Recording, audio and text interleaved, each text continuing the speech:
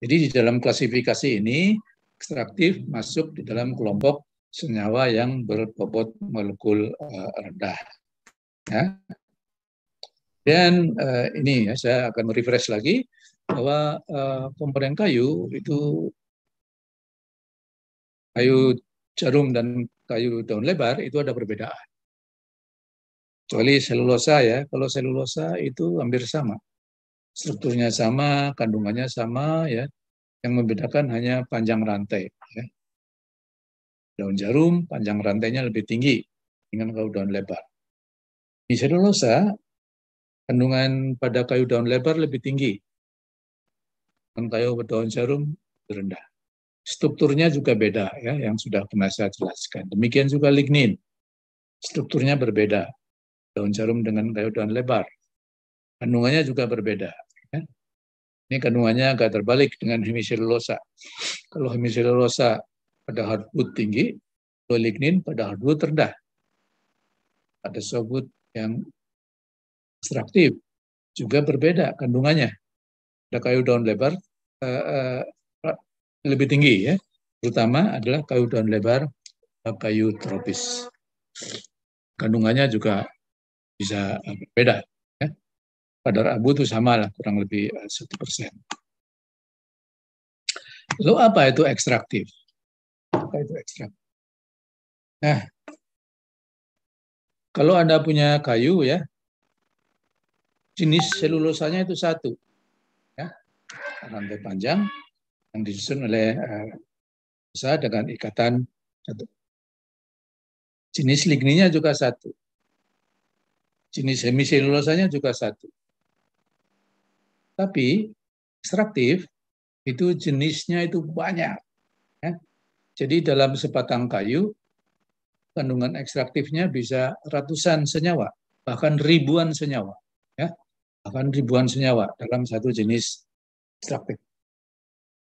Oleh karena itu di dalam slide ini saya tuliskan bahwa terminologi ekstraktif mencakup sejumlah komponen kimia yang berbeda-beda yang dapat diisolasi dari kayu dengan menggunakan pelarut polar, non polar ya.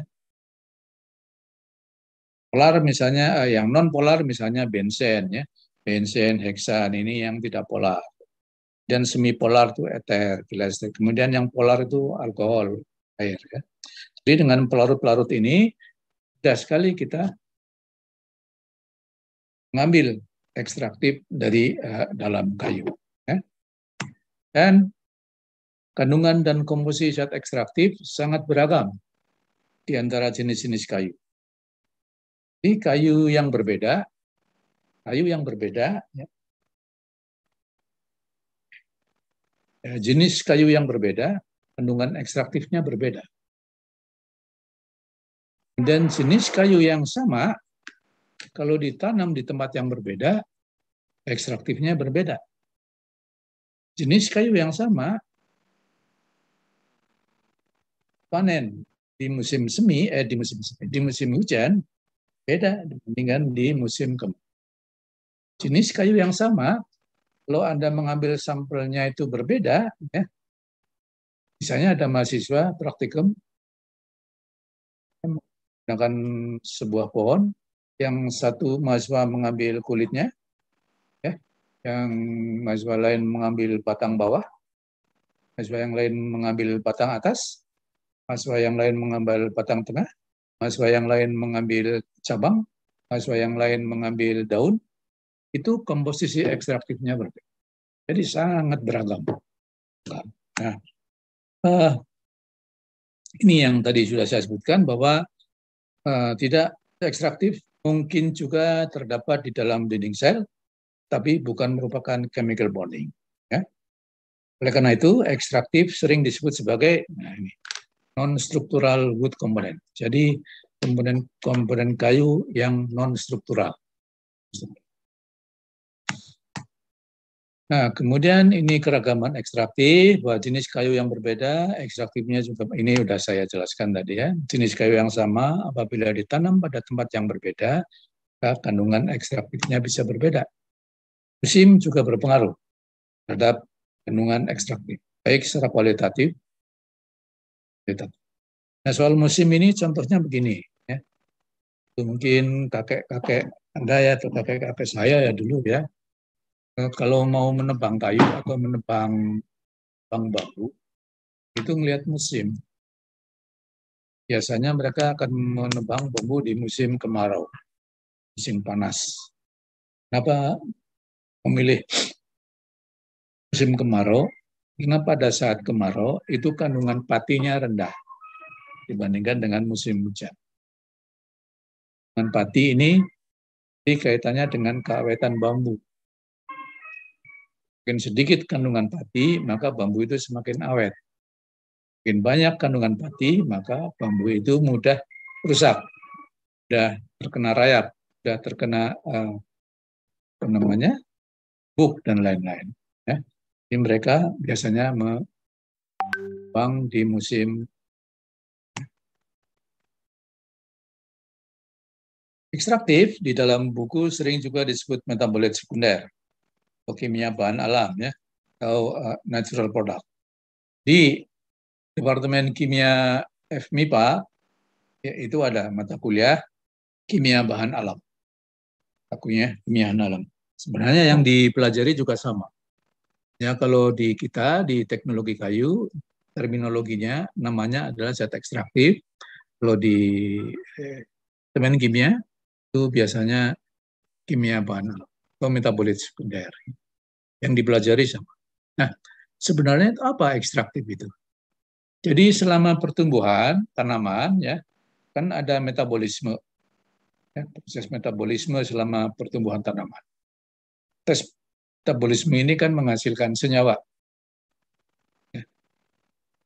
Menghasilkan senyawa dalam artian byproduct, dalam artian hasil sampingan. Hasil samping dari sebuah metabolisme tanaman. Itu disebut dengan metabolit. Ada namanya metabolit primer dan metabolit sekunder. Apa bedanya? Metabolit primer itu terdapat pada semua jenis tanaman. Kandungannya bisa beda, pun lain, tapi yang jelas semua tanaman mengandung metabolit primer. Ya. Dan dari segi struktur ini lebih sederhana strukturnya. Ya. Struktur kimianya relatif sederhana. Misalnya gula, asam amino, mak sederhana, asam karboksilat. Jadi secara kimiawi strukturnya sederhana. Yang ketiga, ini kaitannya dengan nomor 1 ya, karena metabolit primer terdapat pada semua jenis tanaman, maka dia tidak bersifat taksonomik. Artinya tidak bisa digunakan sebagai penciri, tidak bisa digunakan sebagai alat untuk mengidentifikasi jenis-jenis tanaman berdasarkan kandungan kimianya. Karena semua tanaman mengandung barang yang sama. Semua tanaman mengandung metabolit primer. Beda dengan metabolit sekunder. Ya. Metabolit sekunder itu terbatas distribusinya. Tidak semua tanaman mengandung metabolit sekunder. Jadi hanya jenis tanaman-tanaman tertentu saja yang mengandung metabolit sekunder. Kemudian struktur kimianya juga lebih kompleks. Ya. Misalnya ada tanin, ada lignan, ada lemak, ada terpen, lain-lain. Jadi tidak semua jenis tanaman mengandung tanin. Tidak semua jenis lignan mengandung tanin. Tidak semua jenis tanaman mengandung terpen. Hanya jenis-jenis tertentu saja yang mengandung tanin, mengandung lignan. Oleh karena itu, ya, metabolit sekunder itu bersifat taksonomik. Artinya, bisa digunakan sebagai penciri untuk membedakan tanaman yang satu dengan tanaman yang lain berdasarkan kandungan ekstraktif yang ada di dalamnya. Ya, berdasarkan kandungan metabolit sekunder yang ada di dalamnya. Dan kalau di dalam taksonomi atau di kehutanan itu dendrologi, ya, mudah-mudahan sudah dapat, ya. nanti akan dapat kalau belum ya. Dendrologi itu ilmu yang mempelajari identifikasi tanaman berdasarkan ciri fisiknya, berdasarkan misalnya jenis bentuk batangnya, bentuk kulitnya, daun dan lain-lain. Itu dipelajari di dendrologi. Tapi ada cara lain, yaitu ini saya lupa menyebutkan bahwa ini disebut dengan kemotaksonomi. Ya. Kemotaksonomi adalah ilmu yang pelajari mengenai identifikasi tanaman berdasarkan kandungan kimia yang ada di dalamnya. Berdasarkan kandungan kimia yang ada di dalam. Itulah disebut dengan kemotaksonomi.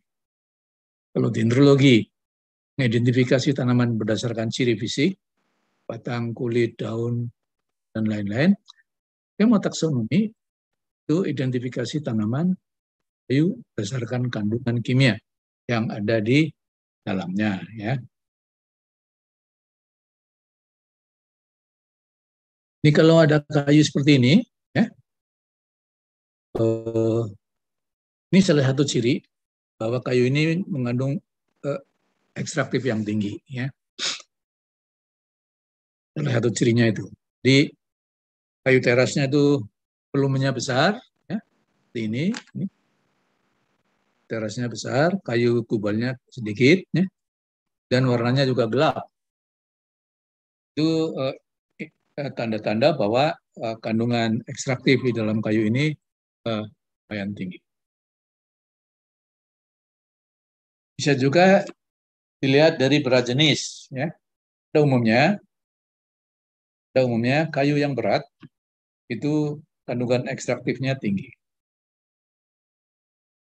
Nah, misalnya ada kayu jati, sonokeling, kayu ulin, kayu kembang, jenis-jenis kayu lain yang berat jenisnya tinggi, itu ekstraktifnya tinggi.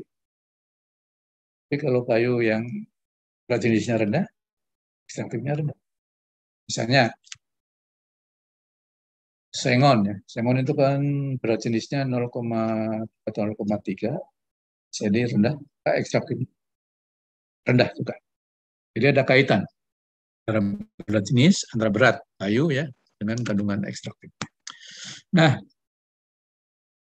keberadaan ekstraktif di dalam kayu itu bisa menguntungkan, bisa merugikan. Ya. Nah, ini adalah keuntungan adanya ekstraktif di dalam kayu. Misalnya, dengan adanya ekstraktif maka bisa meningkatkan keawetan alami kayu. Ya. Jadi kayu-kayu di Indonesia, ya, kayu-kayu tropis di Indonesia itu hanya kurang lebih 15% saja yang keawetannya tinggi, keawetan secara alami. Sebagian besar, kira-kira 85%, itu termasuk kayu yang tidak awet. Tidak awet ini berarti dia mudah rusak, mudah diserang rayap, mudah diserang jamur, dan lain-lain. Kira-kira 80%, 85 ya.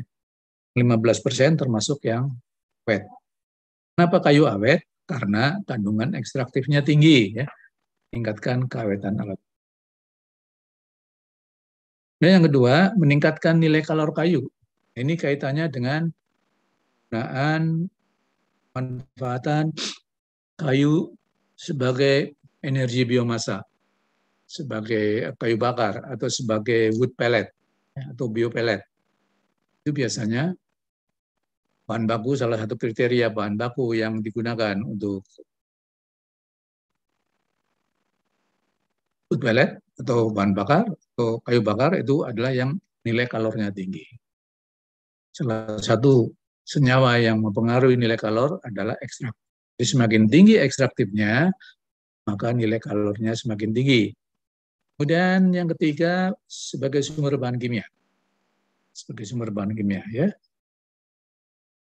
Di kayu kan tadi ada selulosa, hemiselulosa, lignin ekstraktif. Itu sesungguhnya adalah bahan kimia yang bisa kita manfaatkan di masa depan, ya, di masa depan. Sekarang memang belum, itu kelihatannya memang masih kecil. Kenapa? Nah, masih ada minyak bumi.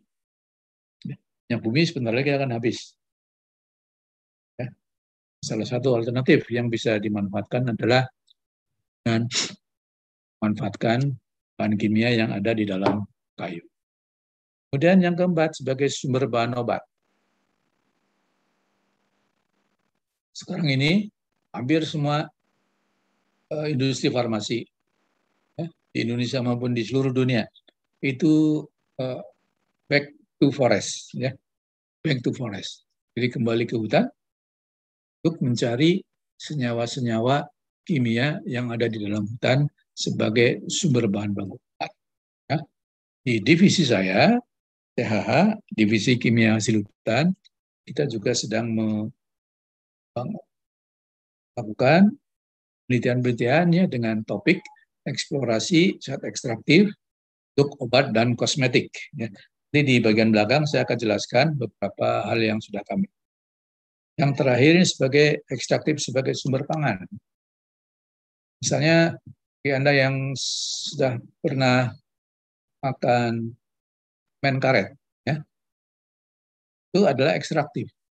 Dulu dibuat dari celutung, ya. Tapi sekarang karena getah celutung itu udah makin sulit, beberapa industri si permen karet dari getah pinus, ya. Getah pinus diolah menjadi kondorogen, diolah lagi hasilkan chewing gum, permen karet dan emulsifier untuk soft drink, ya. Itu di balik keuntungan ternyata banyak juga negatifnya adanya zat ekstraktif, terutama di dalam hal sifat pengolahan kayunya. Yang pertama, dia berpengaruh terhadap proses pulping. Jadi kalau di dalam pabrik pulp, kayu yang digunakan ekstraktifnya tinggi, maka dia akan mengganggu. Ya. Gangguannya, bahan kimia yang digunakan akan semakin banyak. Ya. Dan waktu pemasakannya semakin lama. Dan kertas yang dihasilkan semakin jelek. Ini salah satu kriteria bahan baku yang digunakan dalam pabrik pulp adalah yang mempunyai kandungan ekstraktif rendah. Juga yang mempunyai kandungan lignin rendah. Nah, di dalam proses pembuatan pulp, kandungan ekstraktif, kandungan lignin itu harus dihilangkan. Harus dihilangkan sebanyak-banyak.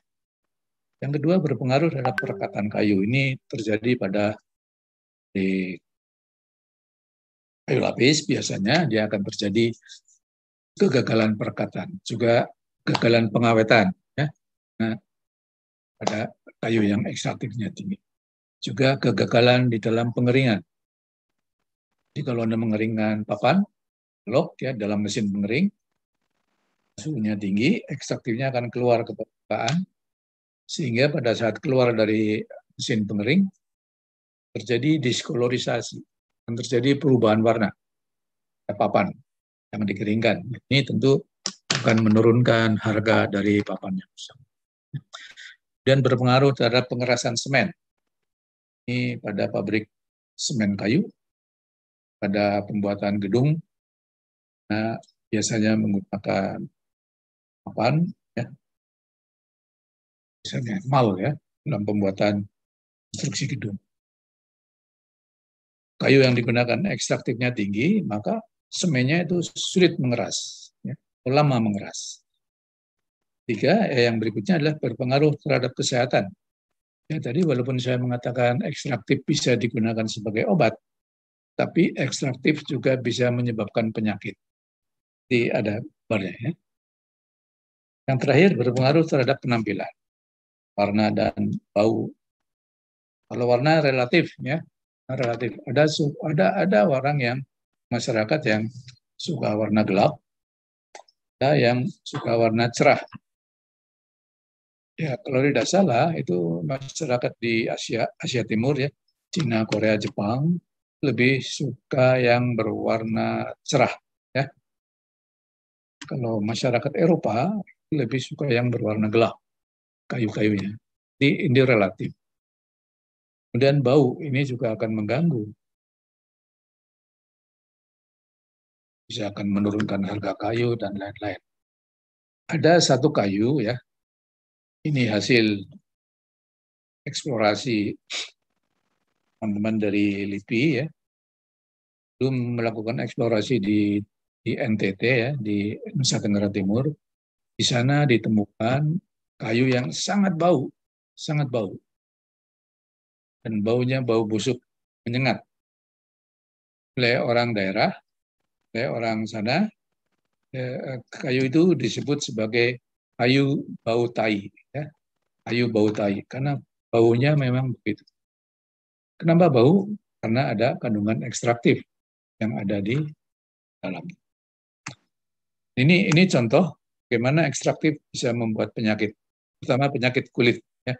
Ini karyawan pada industri kayu, ya, ada tak dengan kayu di leher dan di mukanya. Nah, dia sensitif terhadap serbuk dari kayu jati, ya, serbuk dari kayu jati. Ini dan ya, sebagai akibat kontak jadi sebagai akibat adanya ekstraktif di dalam kayu. Demikian juga ini. Ya. Ini contohnya, ada ibu-ibu menggunakan gelang kayu, dan karena tangannya dia berkeringat, ekstraktif yang ada dalam kayu ini dia akan keluar dan masuk dalam pori kulit, ya, akan menyebabkan koreng seperti ini. Demikian juga ini. Nah, kalung dari kayu. Ya. Jadi saya tidak menakut-nakuti, tapi itulah kenyataannya. Ekstraktif selain bisa digunakan sebagai obat, bisa juga sebagai bisa menimbulkan penyakit, ini terutama bagi karyawan yang jadi industri perkayuan. Apalagi saya sering melihat karyawan-karyawan di Indonesia ya, di industri perkayuan di Indonesia itu mereka kerja tanpa pelindung, ya, tidak menggunakan masker, tidak menggunakan tidak menggunakan sarung tangan dan lain, tidak menggunakan krim. Ya. Krim ini gunanya untuk menghindari ini. Ya. Kalau ini dikasih krim supaya serbuk, kalau ada serbuk nempel itu tidak akan ganggu. Ya. Jadi itu. Nah, kemudian bagaimana ekstraktif itu terbentuk di dalam tanaman? Jadi ini sebagai starting point adalah glukosa. Di atasnya ada fotosintesis, ya. Ada fotosintesis menghasilkan glukosa. Kemudian di dalam tanaman itu ada berbagai macam jalur metabolisme, berbagai macam jalur biosintesis, sehingga akan dihasilkan bermacam-macam zat ekstraktif. Di dalam slide ini itu hanya contoh saja, ada beberapa ekstraktif. Sesungguhnya yang terjadi di dalam tanaman itu bisa ribuan kotak, ya, ribuan kotak hasil dari biosintesis ini. Nah, kemudian di dalam banyak buku untuk mempermudah pelajari zat ekstraktif tadi, maka zat ekstraktif tersebut diklasifikasikan. Ini klasifikasinya. Pertama ada kelompok senyawa fenol, ya. Kedua kelompok senyawa terpen, dan yang ketiga kelompok senyawa lemak dan lilin. Jadi ini yang akan kita ulas sedikit, ya, mengenai senyawa-senyawa yang ada di dalam kayu. Jadi sekali lagi, untuk permudah pelajari ekstraktif, maka dikelompokkan menjadi 3. Kelompok senyawa fenolik, kelompok senyawa terpen, dan kelompok senyawa lilin. Masing-masing kelompok itu contohnya banyak. Ya, contohnya. Nanti akan saya kasih contohnya. Jadi mungkin ada beberapa tidak perlu saya jelaskan, ya.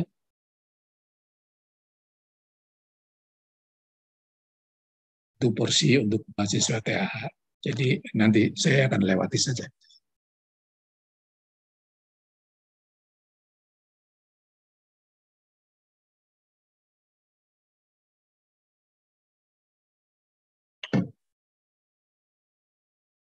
Oke.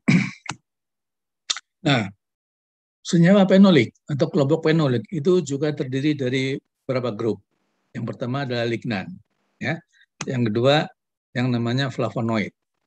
Yang ketiga yang namanya stilben. Kemudian yang keempat itu quinon. Yang kelima adalah tanin. Ya, jadi ini masuk dalam kelompok senyawa fenolik. Nah, masing-masing grup ini, ya, lignan itu contohnya senyawanya banyak. Flavonoid juga banyak. Stilben juga banyak. Karena itu saya tadi mengatakan dalam sebatang kayu itu bisa ribuan senyawa. Ya, bisa ribuan senyawa yang ada dalam sebatang kayu, terutama kayu tropis. Ya. Nah, kayu tropis itu sangat-sangat kompleks.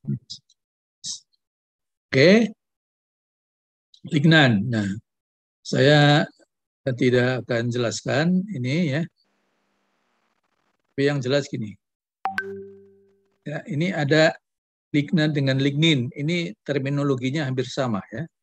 Yang ya, hanya beda antara I dan A ya. Yang satu lignin, yang satu lignan. Tapi ini dua senyawa yang beda. Lignin itu merupakan polimer dan terdapat di dalam dinding sel. Kalau lignan itu merupakan dimer, jadi hanya dua monomer bergabung, itu namanya dimer, dan merupakan ekstraktif. Dan satu lagi, ini saya kira tidak perlu ya, yang satu, yang lignin itu tidak aktif, lignan itu aktif. Jadi ini perbedaan antara lignin dengan lignan. Lignin itu polimer dinding sel, lignan adalah dimer, ekstraktif ya. Ini contoh dari senyawa lignan ya. Misalnya eusiderin ya. Kalau Anda tahu eusiderin dari namanya saja ya. Ada tahu mungkin kayu ulin ya. Kayu ulin itu nama latinnya Eusideroxylon swageri ya. Eusideroxylon swageri. Senyawa dominan yang ada dalam ulin kemudian diisolasi diberi nama eusiderin. Ini jadi eusiderin ini diambil atau diisolasi dari kayu ulin. Itu yang menyebabkan salah satu yang menyebab kenapa kayu ulin itu awet, ya, tahan terhadap rayap, tahan terhadap jamur, tahan terhadap mikroorganisme yang lain. Ini karena adanya eusiderin. Ya. Dan ini dari pinus, ya, noresinol. Ini contoh senyawa lignan. Kemudian ini flavonoid. Ya, ini contoh-contoh flavonoid itu misalnya gini. Ini contoh flavonoid ya. Ada isoflavonoid, neoflavonoid. Ini ada leukoanthocyanidin. Ini banyak terdapat pada pigmen bunga ya. Jadi kalau Anda lihat tanaman yang berbunga merah, kuning, hijau ya, biru ya, itu kandungan kimia yang di dalamnya adalah flavonoid. Terutama ini leukoanthocyanidin ya. Kemudian flavonoid juga banyak terdapat di dalam green tea ya, teh ya. Bukan hanya green tea tapi juga dalam teh biasa ya, teh yang Anda minum itu banyak mengandung flavonoid. Ada cerita ya, saya nggak tahu saya percaya atau tidak, ada sebuah tulisan begini. Di dalam teh itu banyak mengandung flavonoid. Flavonoid itu sebagai struktur dari tanin ya. Salah satu sifat flavonoid itu dia mampu mengkompleks, mampu memblok, mampu bergabung, mampu bereaksi dengan mineral. Nah, karena itu, karena ada sifat yang seperti itu, maka tulisan itu mengatakan sebaiknya Anda makan ya, jangan disertai dengan minum teh. Jangan disertai dengan teh. Kenapa katanya? Karena teh itu mengandung flavonoid, nah, masuk sama-sama dalam mulut, itu akan menangkap mineral-mineral yang makanan yang Anda makan, sehingga mineral-mineral itu badir, tidak bisa masuk ke peredaran darah, tidak berfungsi sebagai isi. Ya. Tulisan itu bunyinya begitu. Tapi saya tidak tahu apakah, tapi yang jelas memang flavonoid mempunyai sifat blocking, ya, blocking mineral. Tapi tentu ini kan penelitian mineral yang mana yang bisa diblocking oleh flavonoid, ya. Jadi tidak semua mineral, ya. Jadi itu hanya sekedar ilustrasi saja. Anda percaya atau tidak, ya ditanyakan saja ke ahli gizi, ya. Saya bukan ahli gizi, jadi saya tidak mau dan tidak boleh menjelaskan. Kemudian stilben. Stilben ini contohnya ini pinosilvin, contoh dari stilben. Ini mempunyai sifat yang very toxic, ya, sangat beracun. Sangat beracun, oleh karena itu banyak penelitian kemudian menyimpulkan bahwa pinosilvin ini bisa digunakan sebagai bahan pengawet, ya, sebagai anti jamur atau anti rayap. Ya. Di sini disebutkan stilben originally very toxic, jadi sangat beracun. Jadi banyak sekali ekstraktivitas racun terhadap mikroorganisme. Ya. Quinon, salah satu quinon yang cukup populer ini adalah ini. Ini ada namanya tectoquinon. Tectoquinon. Dilihat dari namanya, bisa diduga ini adalah quinon yang berasal dari Tectona grandis. Nah, grandis itu adalah kayu jati, ya, kayu jati. Jadi ini tectoquinon adalah quinon yang ada di dalam kayu jati. Ini juga yang menyebabkan salah satu yang menyebabkan kayu jati itu awet, ya, dari serangan mikroorganisme karena adanya tectoquinon. Dan tanin. Ada dua jenis tanin ini, tanin terhidrolisis dan tanin terkondensasi. Sama-sama tanin, tapi sifatnya beda. Jadi tanin terhidrolisis adalah senyawa ester antara asam fenolat dengan gula. Jadi senyawa ester antara asam fenolat dengan gula, sedangkan tanin terhidrolisis, tanin terhidrolisis itu merupakan, tanin terkondensasi adalah polimer yang disusun oleh unit-unit flavonoid. Jadi beda, sama-sama tanin, strukturnya beda, dan sifat-sifatnya juga beda, ya. Itulah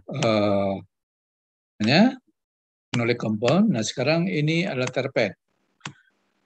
Terpen itu terdiri dari kelas-kelas.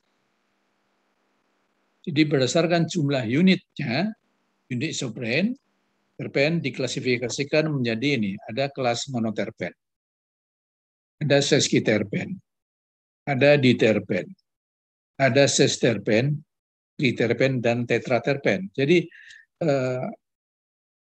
monoterpen ini kelas yang rendah, seskiterpen juga, dan ini kelas menengah. Triterpen dan tetraterpen itu termasuk terpen kelas tinggi. Nah, tadi di sini saya jelaskan ini, ya, bahwa ekstraktif kayu jarum mengandung semua kelas terpen, ya, dari rendah sampai tinggi. Sedangkan ekstraktif kayu daun lebar, hardwood, itu terutama adalah terpen kelas tinggi. Ya, jadi di sini ada perbedaan kandungan terpen pada kelas kayu daun jarum dan kayu lebar. Apa itu terpen kelas rendah? Nah, ini. Terpen kelas rendah itu ini, terpen, seskiterpen. Kelas tinggi itu ini, triterpen dan tetraterpen.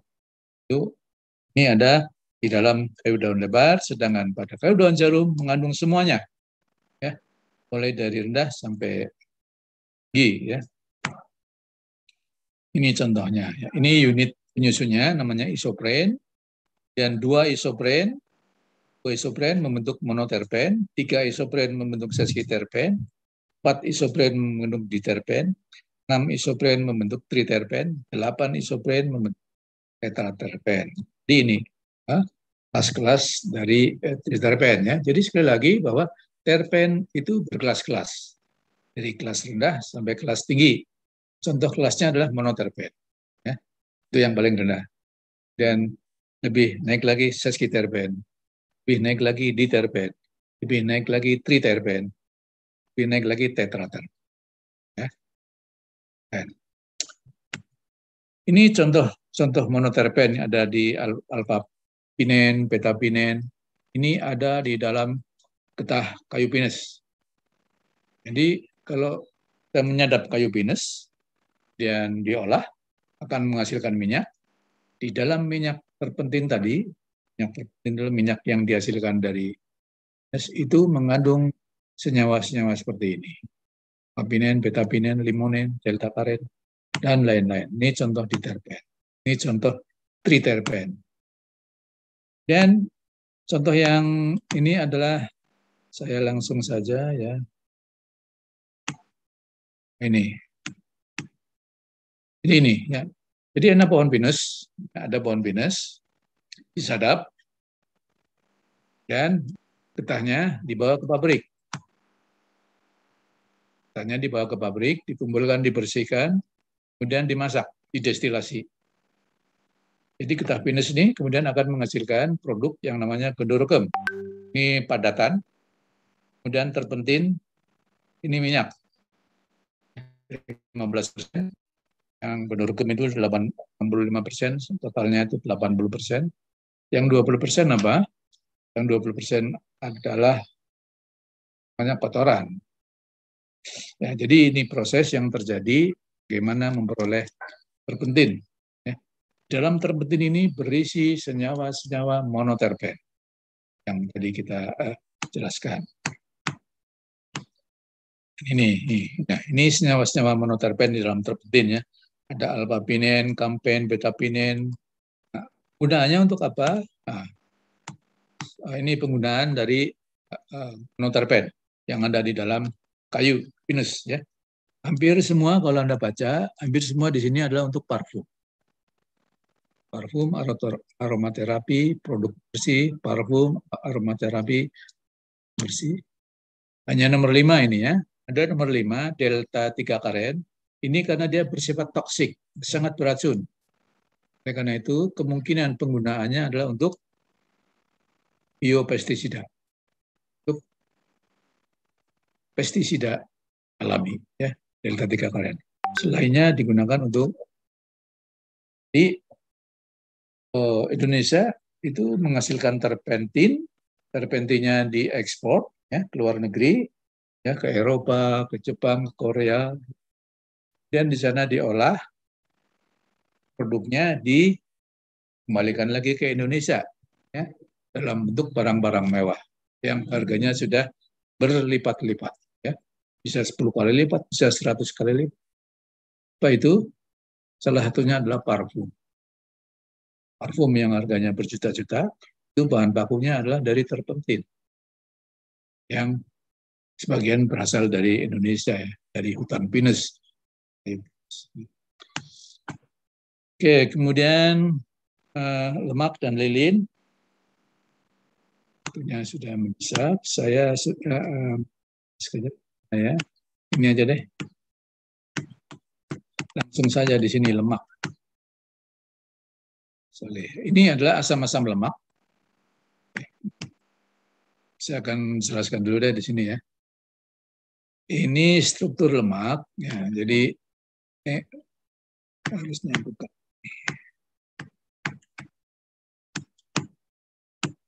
Ya. Jadi ini lemak ya, gliserol. Kalau dia bergabung dengan asam lemak, akan membentuk lemak. Oleh karena itu definisi tadi di sini, definisi tadi lemak adalah senyawa ester antara asam lemak dengan gliserol. Sedangkan lilin adalah senyawa ester antara asam lemak dengan alkohol tingkat tinggi. Jadi yang namanya lemak itu begini, bahasa kimianya ya. Bahasa kimianya lemak adalah senyawa ester antara gliserol, ini gliserol, tambah dengan asam lemak. Kalau ini bergabung, maka membentuk lemak. Seperti ini, ya. Nah, ini adalah lemak. Gabungan antara gliserol dengan asam lemak. Ini contoh-contoh asam lemak yang ada di dalam kayu. Kemudian ini apa namanya? Alkohol tingkat tinggi. Alkohol tingkat tinggi adalah alkohol yang jumlah C-nya banyak. Sedikit saya kasih di sini ada asam lemak jenuh, asam lemak tidak jenuh, ya. Lemak jenuh dan lemak tidak jenuh. Mungkin Anda pernah dengar ada lemak yang bahaya dan ada lemak yang tidak berbahaya. Lemak yang berbahaya itu lemak yang jenuh atau yang tidak jenuh. Yang berbahaya adalah lemak jenuh. Ya, ini contohnya ini. Jenuh. Lemak yang tidak mempunyai ikatan ganda. Yang tidak mempunyai ikatan ganda di dalam strukturnya. Kebanyakan lemak ini ada di dalam lemak hewani. Sedangkan lemak tidak jenuh, ini contohnya ya, ada mengandung asam ganda, ikatan ganda. Kebanyakan berasal dari lemak nabati. Ya, lemak. Ada suatu cerita ya, saya pernah mendengarkan dalam perjalanan ya, ada di radio seorang dokter gizi berceramah, Pak, itu bicara mengenai santan ya, bicara mengenai santan. Intinya begini, dokter itu mengatakan banyak masyarakat yang takut santan. Anda takut santan apa tidak? Tadinya memang saya takut santan ya, santan karena cerita yang jelas sumbernya. Dokter itu mengatakan, Pak, kita tidak perlu takut santan. Karena santan itu minyaknya baik. Yang perlu ditakuti adalah yang disanteni. Ya. Kalau yang disanteni jeroan, itu boleh takut. Tapi kalau yang disanteni tahu, tempe, sayur, nggak ada masalah. Jadi intinya santan itu tidak berbahaya. Intinya kan ada yang namanya VCO, ya, Virgin Coconut Oil, minyak kelapa yang diminum, minyak kelapa yang diminum, memang sebagai obat dan tidak berbahaya. Ya. Oke, ya. Itu kemudian ada organik nih ya, ada organik. Jadi distribusi kandungan bahan anorganik dalam tanaman itu ternyata juga yang paling tinggi, kandungan bahan organik yang paling tinggi ada di dalam daun. Ada di dalam daun. Dan berturut-turut ada di dalam kulit, di dalam initut, dan ada dalam ranting, dalam akar, dalam cabang. Yang paling kecil itu ada di dalam batang. Nah, di paling tinggi terdapat di dalam daun, paling kecil ada dalam batang. Nah, karena itu waktu minggu lalu saya bercerita mengenai mineral di dalam hutan, yang lebih aman kalau Anda nanti kalau kerja di kehutanan, keluarkan kayu dari hutan, hanya batangnya saja. Batang tanpa kulit, ya, kalau mungkin kan batang tanpa. Di daunnya ditinggalkan di hutan, kulitnya ditinggalkan di hutan, rantingnya semuanya tanpa kulit yang Anda keluarkan. Itu akan aman dari sisi recycle dari ya, bahan organik. Dan komponen utama abu pada kayu itu adalah ada 3 besar ya. Seperti Anda bisa lihat di sini, Ca, K, dan Mg, ya. Kalsium, kalium, dan magnesium. Banyak kayu yang mengandung Ca-nya kurang lebih 50%. Juga ada kandungan unsur-unsur yang berbahaya. Yang mungkin Anda pernah dengar masuk dalam kelompok B3 ya. Ini unsur yang berbahaya ini. CU, TI, PB, NiCO, ini adalah unsur yang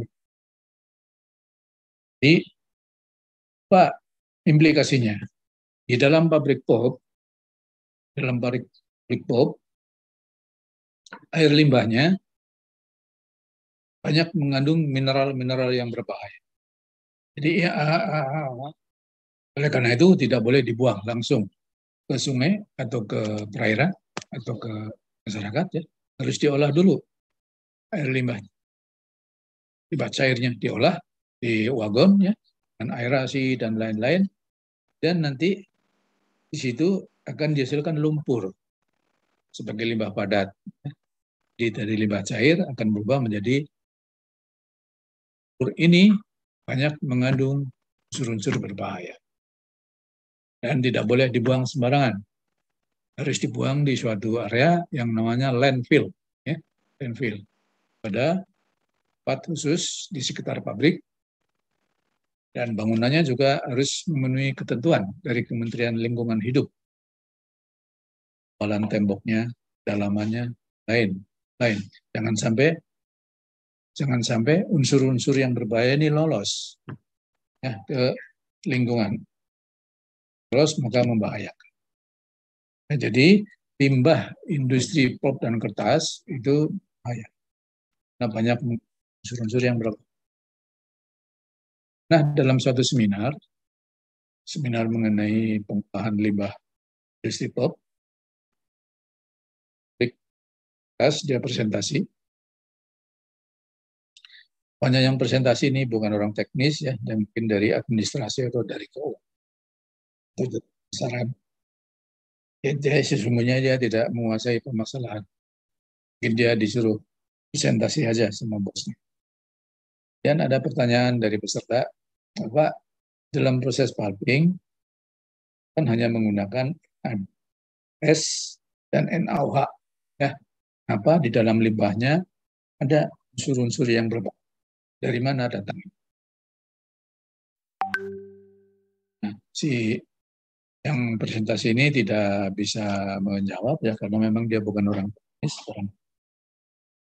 Hanya saya bantu menjelaskan bahwa memang di dalam pabrik pulp bahan kimia yang digunakan ada hanya Na2S dan NaOH. Ya, unsur-unsur ini memang dari sononya sudah ada. Ya, unsur-unsur yang berbahaya ini dari dalam kayunya sudah ada. Jadi tidak ditambahkan oleh pabrik. Dari bahan bakunya sudah ada unsur-unsur tadi. Jadi sekali lagi, unsur ini berbahaya. Oke, ini saya kira saya teruskan ya ini. Jadi ini tabel ini ke kanannya masih panjang. Ya. Hampir semua mineral itu ada. Tapi semakin ke kanan itu semakin kecil. Apa namanya jumlahnya ya, semakin kecil jumlahnya. Dan ada pH. Sini dulu ya. Saya katakan pH kayu itu lebih kecil dari 7. Ya. Antara 456, 456. Kenapa pH kayu lebih kecil dari 7? Karena adanya asam bebas dan kelompok asam yang mudah split off, ya, yang mudah rusak. Ya. Dan banyak ekstraktif yang memang dia bersifat asam. Perbedaan nilai pH pada sabut dan tidak begitu signifikan. Ya. Jadi intinya adalah kenapa pH itu lebih rendah? Karena adanya asam bebas, karena adanya ekstraktif yang bersifat. Dan ini pengaruh pH terhadap kayu yang menyebabkan karat pada metal yang kontak dengan kayu. Misalnya pada paku, Anda punya rumah, ada bangunan rumah, pintunya dipaku, ya, mejanya dipaku, ya, akan terjadi karat. Dan alat-alat rumah tangga bisa juga alat-alat kebun berkarat, ya, metalnya. Kayunya metalnya bisa berkarat adanya ini. Kemudian juga ini kita bisa baca pengaruhnya terhadap perekatan, pengaruhnya terhadap pengawetan, proses pulping dan lain-lain. Ya. Nah ini, ya ini pH kayu. Ini pemanfaatan ekstraktif. Ya. Dari bandingkan dengan selulosa, hemiselulosa, dan lignin, manfaatan ekstraktif itu lebih banyak. Ada banyak industrinya. Ya. Misalnya ya, nih, dari daun didestilasi akan menghasilkan essential oil. Ini minyak atsiri. Ada minyak kayu putih, minyak cendana, minyak lawang, minyak badapura, dan minyak-minyak yang lain. Ya, hasil destilasi dari, dan juga di sini ada sorghum dan terpentin. Juga dari ekstrak ini bisa dihasilkan berbagai macam warna batu bata. Ya. Ini dan bagaimana pemanfaatannya? Ekstraktif, obat, kosmetik, awet, perkat, bahan bakar, pangan, dan lain-lain. Ini contoh yang tadi saya sebutkan bahwa di divisi kimia Sultan itu sudah ada topik penelitian kayu, manfaatan ekstraktif sebagai untuk bahan baku obat. Ya. Misalnya ini penelitian saya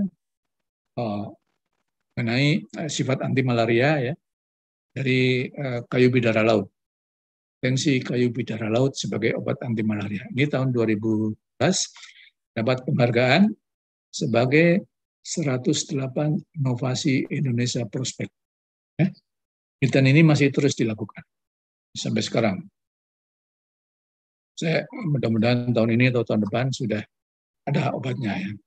Yang kedua adalah tahun 2019, ini juga saya mendapatkan penghargaan lagi, penelitian mengenai potensi kayu jabon ya, sebagai obat anti diabetes. Ya. Bahkan 111 karya inovasi Indonesia paling prospek 2019 ya. Dan ada beberapa lagi ya, Ibu Rita dan lain-lain juga banyak. Ini yang tadi untuk anti malaria ya. Ini dari kayu bidara laut, yang dibikin serbuk, diekstraksi, dan diambil ekstraknya, kemudian diuji ya, toksisitasnya, diuji dengan mencit, ya, tikus, bisa melihat apa betul, ya bisa plasmodium dan aman. Penelitian itu masih tetap dilakukan ya, dan pada akhirnya dia akan memperoleh ya. Ini contoh saja. Sampel kapsul bidara laut yang sudah siapkan, ya, kami hasilkan. Saya kira itu saja. Kuliah terakhir mengenai ekstraktif. Saya berharap Anda belajar dari slide yang tadi saya tayangkan maupun dari sumber-sumber lain. Hanya dari slide mungkin tidak cukup. Ya, selamat belajar di pekan UTS. Saya tidak tahu jadwalnya kapan. Bagaimana bentuk UTS-nya juga saya belum. Ya, belajar. Semoga selamat mengikuti UTS. Ya. Dan maaf kalau penjelasan saya. Nah ya, inilah konsekuensi dari kuliah online. Ya. Dan ya tetap muka, saya bisa menjelaskan di papan tulis, saya bisa memberikan contoh-contoh ekstraktif, contoh-contoh lainnya sehingga lebih mudah dicerna. Ya, inilah maksimal yang bisa diberikan dalam rangka pandemi ini, ya online. Oke, saya kira itu saja. Kalau ada pertanyaan, silakan. Oke, kalau tidak ada, saya akhiri saja kuliah pada hari ini. Sekian. Assalamualaikum. Waalaikumsalam warahmatullahi wabarakatuh. Terima kasih banyak Bapak. Terima kasih banyak Bapak. Izin keluar Pak. Saya